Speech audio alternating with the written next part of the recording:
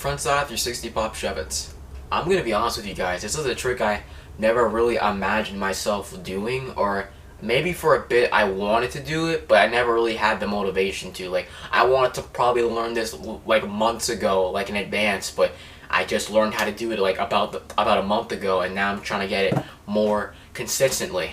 And for this video, I want to go in depth on how this trick works and how I was able to land it from going sketchy, maybe sketchier, and then maybe from clean to cleaner, because I do feel like I've had a lot of similar attempts when it comes to landing this trick, and I feel like after reviewing the footage and editing some of this video, I've realized some of the habits that I have and how now I could probably fix them. So before I go into the habits and what I've done wrong and the analysis of this video, please enjoy this beautiful battle that I had against this trick. Or by beautiful, I mean more gruesome, or maybe very, very challenging. But hey, it's a challenge that makes it more worthwhile, so here you go.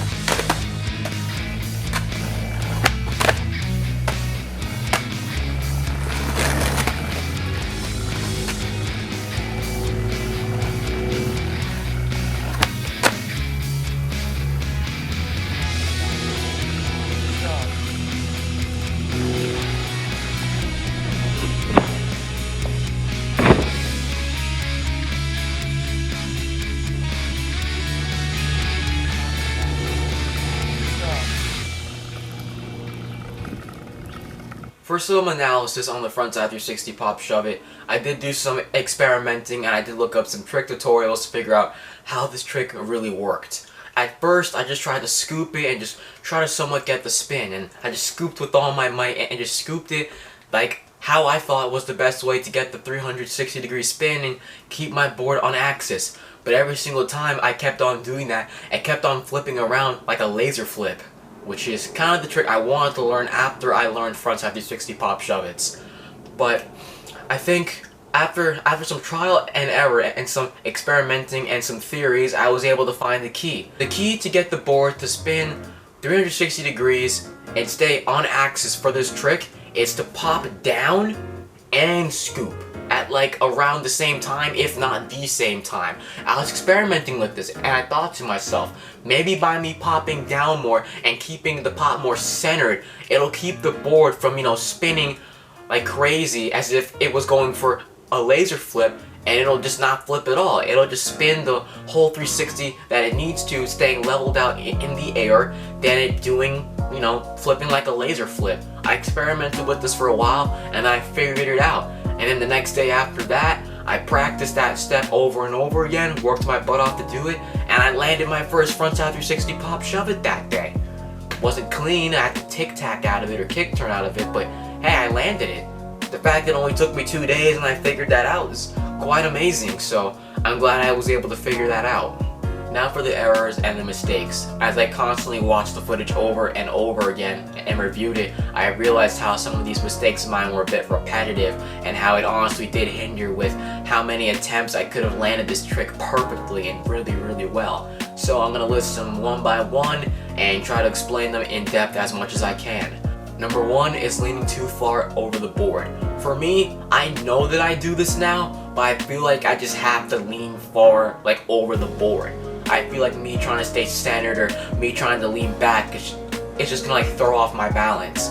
And by me leaning too far forward, as you guys notice, my feet would stick to the board, but my toes would be hanging over. So instead of me landing it cleanly and rolling away, I would be getting toe drag from both of my feet, thus making it very difficult for me to land the trick cleanly. And I realized that I've been doing this a lot, but I never completely wrapped my head around it to figure out how I can, lean forward and keep myself balanced while also being able to keep the board under me perfectly and not land it super sketchy like I have plenty of times before.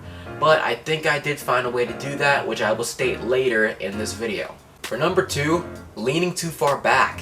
I tried to counteract it with leaning too far back, but it honestly only made this worse. By me leaning too far back, it threw off my balance. I was trying, now you see why I said I prefer to lean far forward than to lean far backward, because when it comes to trying to lean too far back while popping the trick, I lose my balance, and it's very hard for me to center my weight and try to keep the board under me. There will be times, I don't think I have it in the footage because I filmed way too much, I was leaning back way too much, and by me doing that, it would throw me off balance, and I would land on the back of my board, basically about to slip out, if not with both of my feet super duper close together, and then still just landing it sketchy. The fact that basically I would be leaning back, I would be kind of wobbling as I was trying to pop the trick, or in the air trying to catch it, and then I would just land super duper awkward, and it really just threw me off, and it really just threw off my balance. So leaning too far back is definitely a no-no. For number 3, scooping too hard while also popping down. You see, I was trying to figure out how to not under rotate it, because I felt like I had a habit of doing that, which I'll explain later. Pretty much, by me scooping it too hard while popping down, it makes the board less leveled out, and it makes it harder for me to catch it. So by me, doing that too much, it's gonna make it very hard for me to land the trick the way that I want to, or maybe makes it impossible for me to land it at all, land bolts and roll away. Because if it's off axis, I'm probably gonna land primo, or probably land with the board upside down, the truck's facing up, and it's not really going to be sufficient for me to learn the trick properly. So yeah, scooping too hard while popping down, it was a decent attempt, but not that well. Plus, I also believe it also made it very hard for me to often see where my board was and how I was going to catch it. It was either that or leaning too far forward, but definitely don't want to do that either. And for number 4, scooping too little, which is what I mentioned earlier. There were some times where I caught it perfectly, but my board was just a little bit too under rotated, so I ended up slipping out, falling. And honestly, that kind of bums me out now that I'm thinking about it. Because imagine all the times I could have landed it super duper clean if I just rotated it just a little bit more. If I just scooped a little bit too more and didn't do it so little, I would have been able to catch it, land it, and roll away perfectly. And I do feel like that did kind of throw me off a little bit, but it's not really a habit that I do that often. It's more of me landing with toe drag and landing sketchy like that, than for me to end up landing a little bit under rotated and slipping out. But I feel like both of them have happened definitely more than 10 times, so yeah, that's for sure.